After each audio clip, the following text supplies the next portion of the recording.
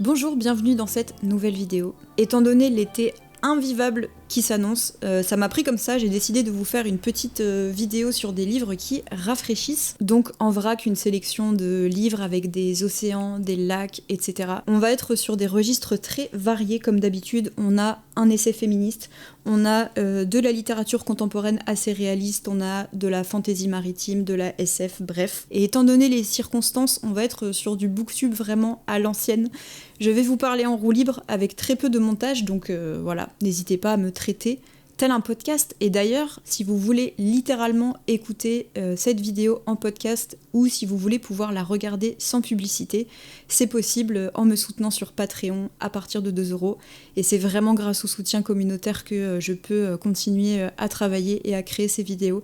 Donc merci beaucoup si vous y pensez et aux personnes qui le font déjà. Donc voilà, c'est parti, POV, je suis votre pote qui vous fait un énorme tunnel et qui va essayer de vous emmener dans des univers maritimes et aquatiques pour vous évader, et on y va.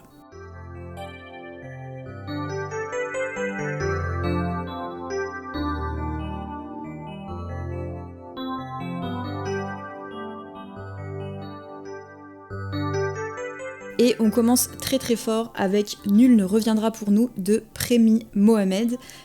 Prémie Mohamed, c'est une autrice canadienne qui a gagné tellement de prix en imaginaire que je peux même pas tous vous les citer. Elle a gagné le prix Locus, le prix Nebula, le prix World Fantasy, un truc comme ça. Enfin bref, elle a été... C'est une personne qui a été très décorée. Et je voulais absolument vous parler de ce recueil de nouvelles que j'ai lu il y a quelques semaines et que j'ai absolument adoré. Et en fait, il y a une manière extrêmement simple de vous le présenter, c'est que si vous avez envie de lire des choses un petit peu dans la vibe de Lovecraft, c'est-à-dire des trucs avec des divinités cosmiques cachées dans la mer, avec des espèces de malédictions séculaires venues d'ailleurs, qui vont être réveillées par les fractures des mondes, etc. Enfin bref, vous voyez un peu tout ce genre d'ambiance et de lore, si tout ça, ça vous fait envie, mais que soit vous avez déjà tout lu, soit vous avez vraiment la flemme de lire un vieux mec raciste mort depuis 90 ans, eh bien, ce livre est fait pour vous. Si j'avais dû faire un bandeau sur ce livre, ça aurait été très niche, donc je pense que ça n'aurait pas été très efficace, mais si j'avais dû faire un bandeau pour ce livre, j'aurais écrit « Horreur cosmique, but make it décolonial ». Ça vient d'être traduit en français et... pour l'instant, je vous le dis, c'est le meilleur recueil de nouvelles que j'ai lu cette année, en 2026. Et j'adore ça, les recueils de nouvelles. J'en lis énormément, je trouve que c'est une forme vraiment très très cool que j'adore. Ce sont des histoires dans lesquelles on a vraiment ce frisson mi-horrifique, mi-SF océanique. Enfin, on a vraiment cette espèce de vertige maritime et de grandeur qui marche extrêmement bien, qui je trouve se rapproche un peu du sense of wonder de la science-fiction, dans le sens où il y a des textes où on a des immenses cratères au fond de l'eau, il y a des peuples qu'on a abandonnés sur des planètes et qui ont bâti des espèces de civilisations. Il y a une nouvelle où il y a une cathédrale qui marche, qui se promène dans les paysages, dans toute sa grandeur et sa majesté. Donc ne me forcez pas à mentionner que bien sûr ça m'a fait penser à Elden Ring et que j'ai trouvé ça absolument prodigieux. Et il y a plusieurs textes qui sont vraiment littéralement des réécritures de Lovecraft avec une perspective décoloniale. Et j'ai trouvé que l'autrice, elle faisait ça avec tellement d'inventivité et d'intelligence, en fait, surtout dans la manière dont elle gère les points de vue, parce qu'il y a plusieurs nouvelles où elle nous fait adopter le regard de personnages blancs, et en fait, elle nous montre leur perspective complètement coloniale, elle nous montre toutes les dingueries qu'ils font.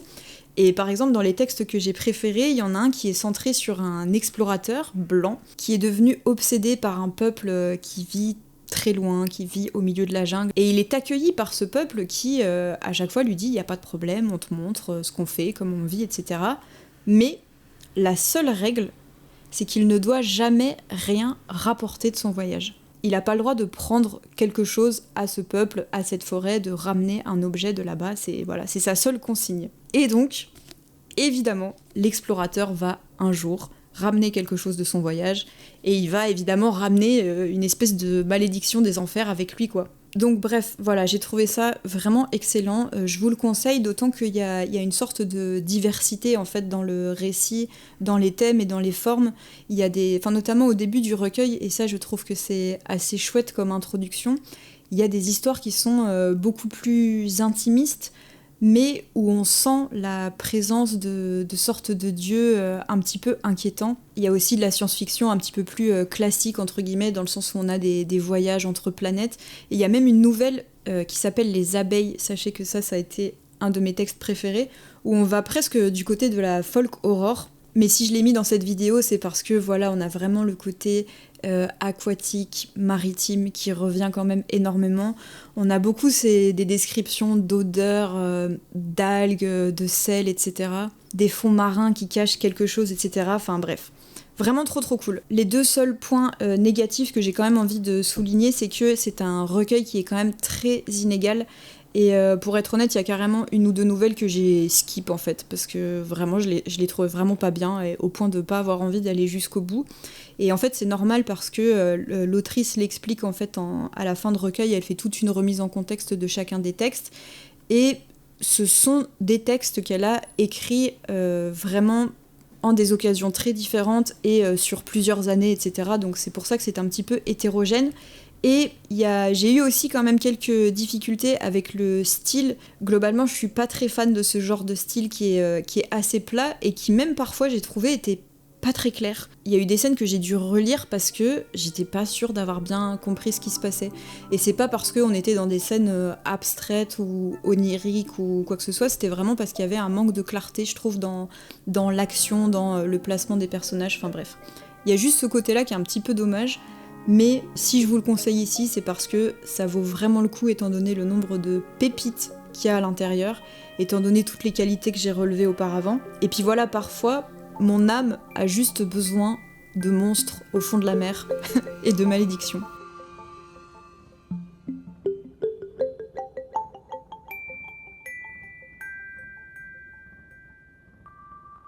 Ensuite, on change complètement de registre et on passe sur de la littérature contemporaine beaucoup plus classique, j'ai envie de dire, dans le sens où on va être sur du réalisme. C'est un roman qui est paru en 2020 et qui s'appelle Real Life de Brandon Taylor. Ce roman porte très bien son nom parce que on va être vraiment sur de la tranche de vie, mais aussi d'une certaine manière dans un roman d'apprentissage. En fait, ici, le récit se passe au bord d'un lac, dans le Midwest, aux États-Unis. On est à la fin de l'été et on suit pendant quelques semaines un personnage qui est étudiant dans une université et qui se sent extrêmement seul. Et la raison majeure de cette solitude, c'est que c'est un étudiant qui est noir, qui est homosexuel et qui subit aussi de la grossophobie, qui passe son temps entouré en fait de blancs. Tous ses potes sont des blancs, il est toujours le seul mec racisé dans la pièce. Et le truc à savoir vraiment est que en fait j'ai lu ce livre grâce à une amie qui me l'a conseillé. Et elle m'a dit, pour me hyper au sujet de ce livre, que l'auteur Brandon Taylor, c'est un grand fan de naturalisme. En fait, il a lu tout Zola. Et c'est quelqu'un, enfin, je pense vraiment pouvoir dire ça, je pense que Brandon Taylor, c'est quelqu'un qui a une très forte acquaintance avec la sociologie. Et la meilleure chose que je pourrais vous dire, c'est que là, on a vraiment la substantifique moelle de tout ce que je préfère dans la fiction. Tout genre et toute époque confondue, ce que je préfère vraiment, ce sont les auteuristes qui vont décrire avec énormément d'acuité les rapports de domination. Donc ici, il va beaucoup être question de blanchité, de micro-agressions racistes, mais aussi d'homophobie intériorisée, d'entre-soi, etc. Et de domination de classe aussi. Et en même temps, on a une écriture qui est très psychologique, qui est très axée sur l'intériorité des personnages. Et donc là, pour moi, on touche vraiment au sublime parce que on a vraiment ce genre de récit qui arrive à décrire des personnages qui sont aux prises avec les structures sociales, mais qui le décrivent d'une manière qui est pas clinique, qui est pas surplombante et qui est au contraire en fait extrêmement incarnée et extrêmement sensible. Et voilà, et moi ça me ravage en fait, tout simplement. Le personnage principal du livre, il étudie une matière qui a à voir avec la biologie moléculaire, je crois. Enfin bref, il passe beaucoup de temps dans un laboratoire climatisé à faire pousser des genres de petits vers, de petites bactéries là. Et donc on a aussi ce grand charme un peu des campus novels. Ça m'a fait penser à un livre que peut-être vous connaissez et je crois dont j'avais parlé il y a hyper longtemps sur la chaîne qui s'appelle Le roman du mariage de Jeffrey Eugénide. Et en fait j'adore le fait que mettre en scène des personnes qui sont étudiants ou étudiantes dans telle ou telle science, ça permet vraiment à l'auteur de décrire leur discussion et de nous baigner dans une sorte de bain scientifique qui est hyper dépaysant et qui est hyper intéressant, je trouve. Et c'est vraiment un roman d'été, dans le sens où c'est un roman qui est très aquatique, qui est très humide parce que ça parle de désir, parce que on a le motif de ce lac au bord duquel tout se passe l'action. Et donc le motif de l'eau revient énormément, on a beaucoup de descriptions des odeurs, un peu de putréfaction, d'algues, de bois mouillé et tout. Enfin bref, j'adore. Un très très beau roman gai, très mélancolique.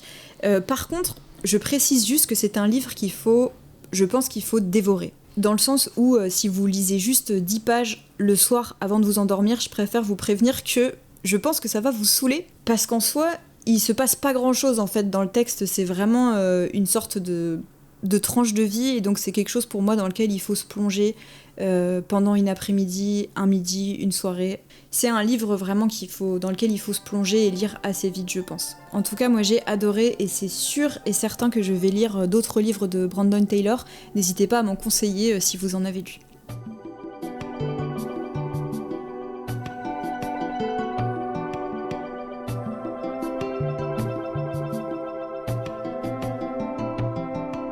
On revient brièvement du côté de l'imaginaire et en particulier de la science-fiction.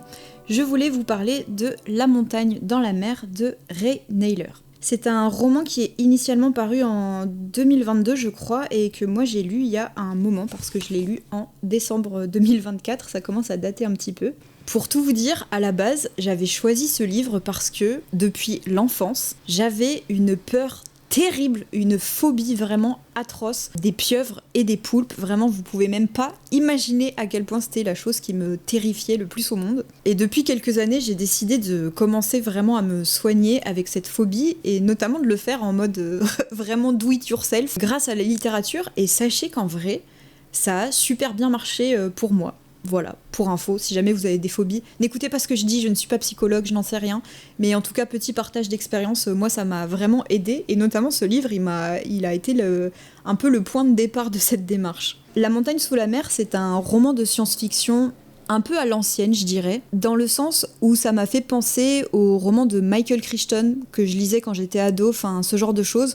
Alors heureusement, en beaucoup moins raciste et réactionnaire. Mais en gros, le plot, c'est que on a une multinationale qui a acheté une archipel au large du Vietnam parce que dans cet archipel, des pieuvres semblent avoir développé une forme nouvelle d'intelligence et de langage, et elles butent tous les humains qui approchent. Voilà.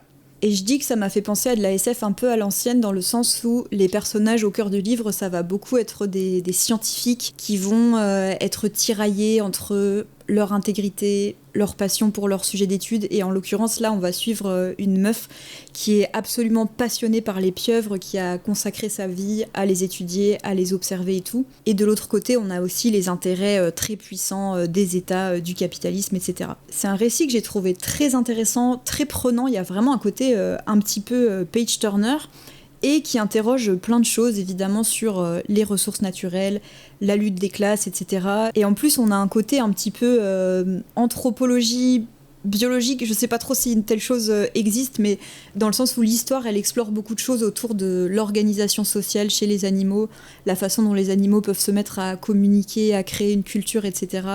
La question de la communication, de la sentience, etc. Donc on a évidemment cette atmosphère très maritime, les fonds marins, les récifs de coraux, les archipels, et c'est vraiment très divertissant, surtout dans la première moitié. Après, pour être honnête, je trouve que le récit il se perd un peu dans des intrigues secondaires, et il y a une focalisation multiple qui, au bout d'un moment, n'apporte plus grand-chose, et qui amène... il y a juste une espèce de complexité un peu artificielle qui est amenée dans la narration, et qui fait que j'ai un petit peu décroché dans la deuxième partie. Mais je vous le conseille très fortement si vous cherchez un roman divertissant, une espèce de thriller écologique maritime avec donc cette atmosphère 100% océanique, et il y a juste ce qu'il faut de technologie et de futurisme pour en faire un super roman de science-fiction.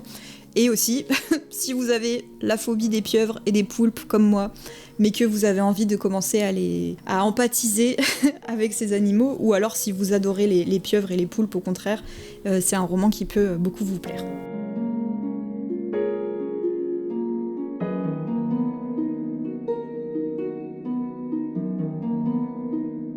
Ensuite, je vous parle d'un très beau livre avec des illustrations.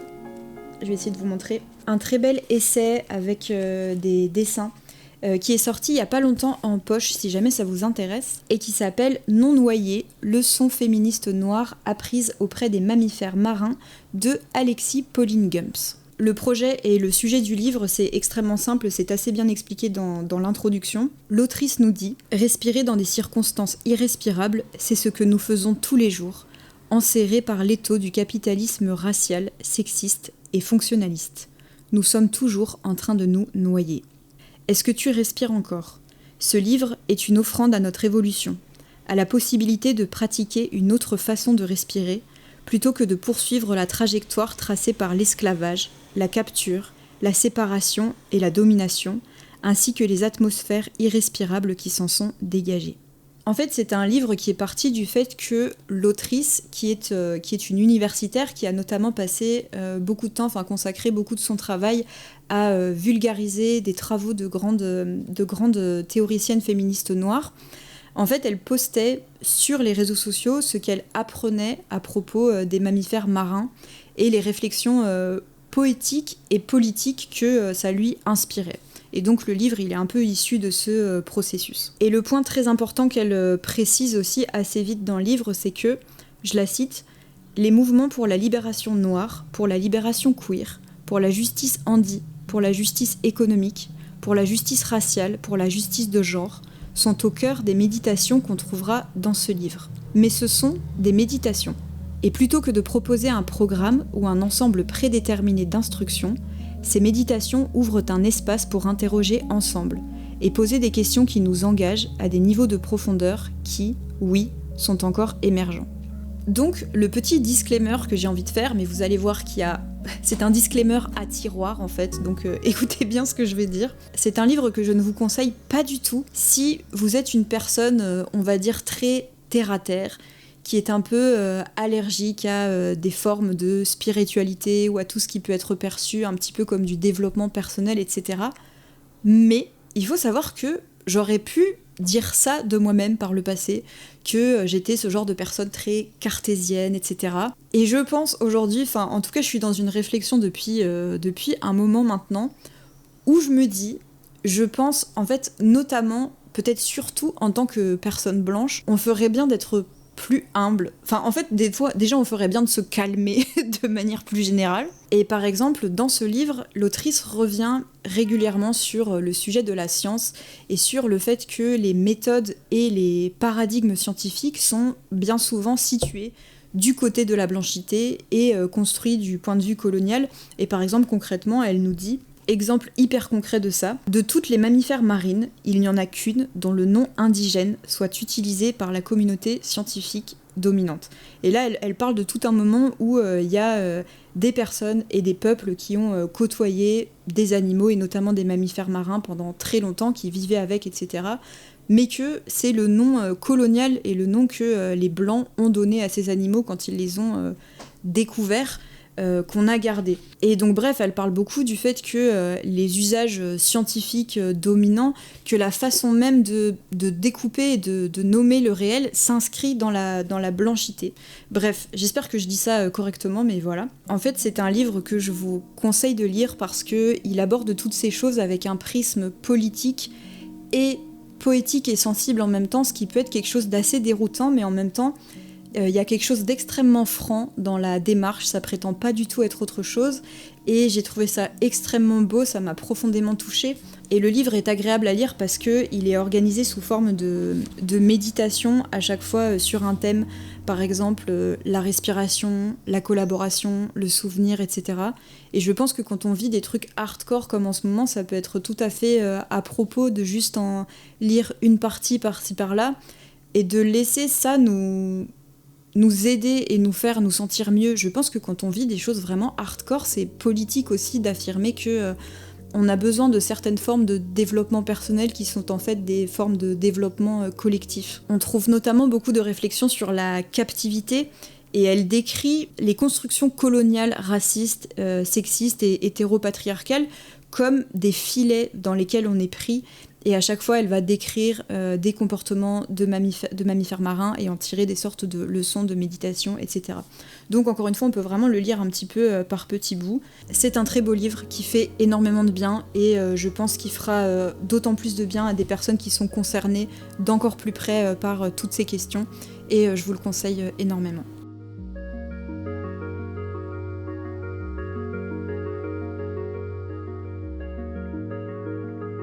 Ensuite, on retourne du côté de la littérature de genre. Je vous parle de Nous parlons depuis les ténèbres, anthologie de nouvelles d'horreur, de gothique et de fantastique sombre. Ce livre a été un petit best-seller en librairie, donc vous en avez peut-être déjà entendu parler. C'est un livre des éditions Guater, une maison d'édition que j'aime énormément. Et en fait, ce texte-là, il a un petit peu servi de manifeste à une collection de la maison d'édition qui s'appelle Relapse.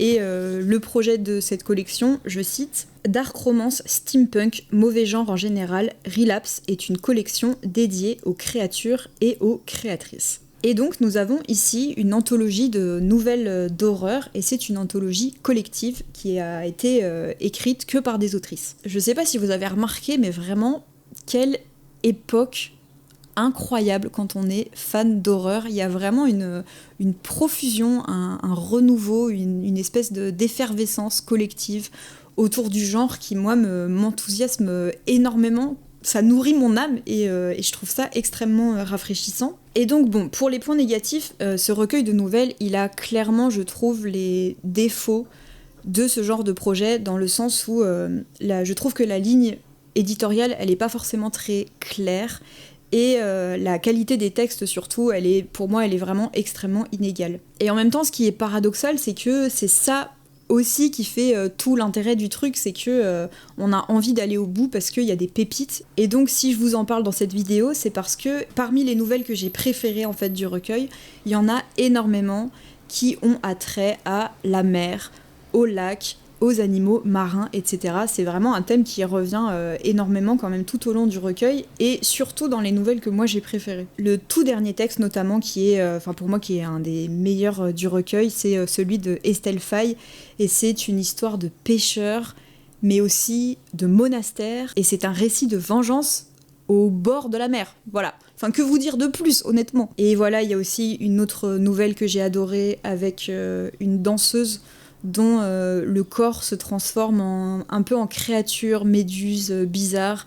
Il y a une nouvelle de Morgane Cossarieux qui est très efficace sur deux mecs sur une barque au milieu d'un lac qui veulent pêcher une sirène, et évidemment ça tourne mal. Et donc bref, il y a ce motif de l'eau, du sel, et aussi des agresseurs qui prennent très très cher, ce qui fait extrêmement plaisir, et donc voilà, je vous le conseille. En plus, comme ça a été un peu un best-seller en librairie, je me dis que peut-être que vous l'avez dans votre pile à lire, et donc je vous conseille en tout cas ces nouvelles. Et il y en a qui ont rien à voir avec la mer mais qui sont incroyables. Par exemple, il y a une nouvelle de Aurélie Wellenstein avec une ambiance médiévale, limite dark fantasy, hyper sombre, avec des gens qui sont crucifiés sur des croix à l'entrée d'une citadelle et tout, enfin bref.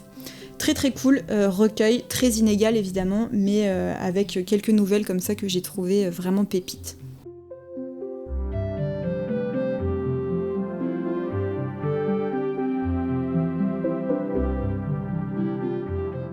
Et enfin, on va finir brièvement sur deux textes de fantasy. Si vous n'aimez pas la fantasy, je vous en supplie, restez encore un tout petit peu avec nous, laissez-moi le temps de vous convaincre, et peut-être laissez-vous un peu évader en m'entendant évoquer ces récits de fantasy maritime absolument incroyables. Évidemment, il m'était impossible de faire cette vidéo sans vous rebattre encore les oreilles avec une autrice qui a bouleversé ma vie il y a très longtemps déjà, je pense il y a une quinzaine d'années maintenant. D'ailleurs, il me semble que c'est vraiment un indicateur quand même, le fait que j'ai lu tous ces trucs-là il y a 15 ans et que je suis encore en train de vous en parler avec passion aujourd'hui. Bref, avez-vous quelques minutes pour parler de notre seigneur Robin Hobb ? Robin Hobb, c'est une autrice majeur de l'histoire de la littérature en fait, généralement. Parce que c'est une personne qui pour moi a vraiment changé le visage de la fantasy, mais c'est une autrice majeure tout court en fait. La raison pour laquelle c'est une autrice qui a été aussi importante au sein de la fantasy, c'est parce que c'est quelqu'un qui s'intéresse pas seulement aux quêtes et aux événements qui arrivent. C'est quelqu'un qui a fait vraiment entrer le genre de la fantasy dans un intérêt hyper fort pour l'intériorité des personnages et pour l'évolution des personnages, de leurs souffrances, de leurs obsessions, etc. Et qui fait de cette intériorité une intrigue en soi. Et donc Robin Hobb, elle est surtout connue pour une saga dont je vous ai déjà parlé 500 000 fois, qui s'appelle L'Assassin Royal, mais elle a écrit aussi toute une épopée maritime qui se passe dans le même univers et qui s'appelle Les Aventuriers de la mer. Et donc, mon message est le suivant: si vous avez la flemme de lire L'Assassin Royal, si vous avez la flemme de lire un récit d'apprentissage avec un héros qui est un petit garçon dans un univers médiéval, européen, assez classique, etc. Lisez, enfin peut-être en tout cas essayez de lire Les Aventuriers de la mer, parce que là on est dans une histoire qui déjà est multi-point de vue, donc avec une diversité dans les personnages. C'est une histoire qui est hyper dépaysante, avec des pirates, avec des serpents de mer, avec du commerce maritime, et c'est une histoire aussi qui est quand même assez violente, et il y a encore des histoires de moines et de monastères. Il y a un personnage de méchant qui est hyper torturé, horrible, enfin bref, voilà, chef-d'œuvre total à mes yeux. Je pouvais pas faire cette vidéo sans vous en parler. Et il y a des puristes qui vous diront non mais avant de lire Les Aventuriers de la mer, il faut absolument lire la première époque de l'Assassin Royal, blablabla. Ne les écoutez pas. Franchement, on s'en fout. Les Aventuriers de la mer, c'est une saga en soi qui a de nombreux échos et qui évidemment raconte une histoire plus large quand on la considère avec l'Assassin Royal, avec la Cité des Anciens, etc. Mais c'est une histoire en soi. Et c'est, pour moi, vraiment, à 100%, c'est une entrée possible dans l'univers de Robin Hobb. Et rien que de vous en parler maintenant, ça me donne, comme à chaque fois, envie de tout arrêter et de tout relire, voilà. Et je vous donne juste une dernière info et une dernière anecdote. Sachez que la première fois que j'ai lu Les Aventuriers de la mer, en fait c'est un peu comme le Trône de Fer, dans le sens où à chaque chapitre, vous allez jongler entre le point de vue de plusieurs personnages. Et donc vous verrez, si vous vous lancez, ou vous le savez si vous l'avez déjà lu, mais sachez que moi, à l'époque, j'ai skip tous les chapitres avec les serpents. Comprenne qui pourra, ou vous comprendrez si vous vous lancez, et c'est pour ça aussi que je vous donne cette info. Les serpents, je m'en battais les couilles. Donc j'ai pas lu ce qui les concernait, jusqu'à ce qu'au bout d'un moment ça devienne quand même très important dans l'histoire. Et voilà, je vous raconte ça parce que moi je prône vraiment l'irrévérence et la désobéissance, déjà de manière générale, mais y compris quand on lit, quoi. Et si j'avais dû écouter tous les nerds puristes dans ma vie, j'aurais sûrement jamais lu la bibliothèque que vous voyez derrière moi, et j'aurais jamais monté cette chaîne YouTube, enfin bref. Donc voilà, si jamais ça vous intéresse, et même si vous avez jamais lu de fantasy d'ailleurs, n'hésitez pas à juste tester le premier tome des Aventuriers de la mer pour voir, et surtout à revenir me dire ce que vous en avez pensé si jamais vous le faites.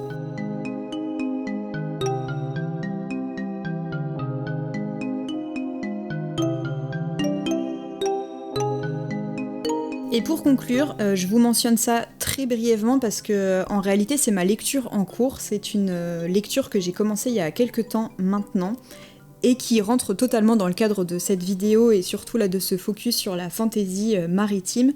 Je vous parle de Aatea de Anouk Faure. C'est un roman contemporain qui, pour info, là a gagné très récemment le Grand Prix de l'imaginaire. Et Anouk Faure, moi c'est une autrice qui m'avait déjà énormément marquée parce que j'avais lu son premier roman qui s'appelle La Cité diaphane et qui est un one-shot de dark fantasy qui s'inspire de mon studio de jeux vidéo préféré qui est From Software et donc qui s'inspire notamment en particulier de la série Dark Souls. Et c'est un texte qui m'avait énormément marqué, que j'avais adoré. Et donc, que ce soit en librairie, avec mes amis, sur les réseaux sociaux, etc., j'avais beaucoup entendu parler de ce texte, son nouveau roman. Et en fait, les gens vont tenter de vous expliquer de plein de manières ce que ça raconte à Aatea. Moi je pense que la meilleure chose à faire pour vous expliquer en quoi consiste ce livre, c'est de vous montrer la carte. Regardez la carte qui est en première page du livre, je vais essayer de vous la montrer. Voilà l'univers du livre, voilà à quoi ça ressemble. On va suivre des personnages qui évoluent dans cet univers qui est vraiment à la croisée de la fantaisie maritime, mais aussi un petit peu de la science-fiction. Et en fait, j'ai eu l'occasion d'en parler avec un des éditeurs de chez Argile. Et en fait, on se disait que le prologue de ATA, l'ouverture de ce livre, c'est vraiment, pour moi, c'est le sense of wonder, cette espèce de vertige et d'émerveillement face à un univers, un imaginaire en fait qui se déplie comme ça devant vous et que vous ressentez dans son immensité avec ce vertige qui est complètement enivrant. L'ouverture de AATA, c'est ça. Et donc, je suis malheureusement encore au début de ma lecture parce que on va en reparler brièvement juste là avant de se dire au revoir, mais la canicule, ça a été extrêmement difficile et donc je n'ai pas réussi à lire pendant cette période. Je compte sur vous, si vous l'avez lu, dans les commentaires pour me hyper pour reprendre ma lecture. Je trouve que c'est un livre qui a un potentiel d'émerveillement et de dépaysement absolument énorme et qui est très bien écrit aussi, et donc même si c'est ma lecture en cours, j'avais quand même envie de le mentionner pour que vous y jetiez un œil si jamais ça vous intéresse.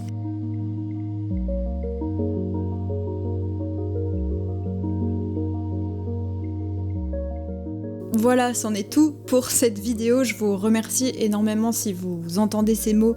Et donc si vous êtes resté avec moi jusqu'au bout, ça veut dire que vous avez été un peu indulgente aussi avec la forme et avec, je pense que même ma prosodie et ma façon de parler, ça doit... Enfin, je sais pas dans quelle mesure ça s'entend que ça va pas forcément hyper fort en ce moment. Comme énormément de personnes, et même j'ai tendance à penser comme la majorité des gens, j'ai énormément souffert de ce qui s'est passé la semaine dernière et de la canicule. Et donc j'appréhende énormément là l'été qu'on va passer. J'ai essayé comme beaucoup de partager un peu mon quotidien sur Instagram, mais donc il faisait extrêmement chaud dans mon appartement et j'ai perdu 4 kilos en une semaine tellement ça a été difficile et avec une mauvaise synergie aussi avec mes problèmes de santé. Et donc si je vous dis ça, c'est pas pour me faire plaindre, c'est pour vous dire que si jamais vous souffrez énormément actuellement de ce qui se passe, sachez qu'on est ensemble à 1000%. Et que je vous envoie énormément de soutien et de courage. Dans les moments les plus difficiles, bizarrement, j'ai beaucoup pensé à des livres que j'avais lus et notamment à Tout pour tout le monde dont j'ai parlé dans ma dernière vidéo, et j'ai pensé à des choses qui pouvaient nous donner des horizons collectifs et nous aider à transformer tout ce qui se passe en colère bien dirigée et en solidarité, et donc je nous souhaite de tout cœur collectivement d'y arriver. Et puis si tout ce que je viens de dire paraît un peu émotionnel, bizarre et too much parce qu'en fait ça va mieux, et bah tant mieux, du coup je préfère avoir transmis ce truc un peu cringe et que ce soit décalé par rapport au moment où vous regardez cette vidéo. C'est tout ce que je vous souhaite et c'est tout ce que je nous souhaite à tous et à toutes. Je serai en live normalement quasiment tous les dimanches sur cette chaîne YouTube à 18h. N'hésitez pas à vous abonner à mon compte Instagram et à venir sur le serveur Discord. Je vous mets les liens dans la description si jamais vous voulez pas rater les lives. Et voilà, on va parler de littérature, de sciences sociales et essayer de se soutenir un peu les uns les autres pendant 1 heure ou 2. Donc voilà, n'hésitez pas à nous rejoindre si jamais ça vous intéresse, et il y aura absolument tous les replays sur Patreon, en podcast et en vidéo. Donc n'hésitez pas à me soutenir à partir de 2 € et sinon les lives en eux-mêmes ils seront publics. Force à nous, force à vous, et moi je vous dis à bientôt pour une prochaine vidéo.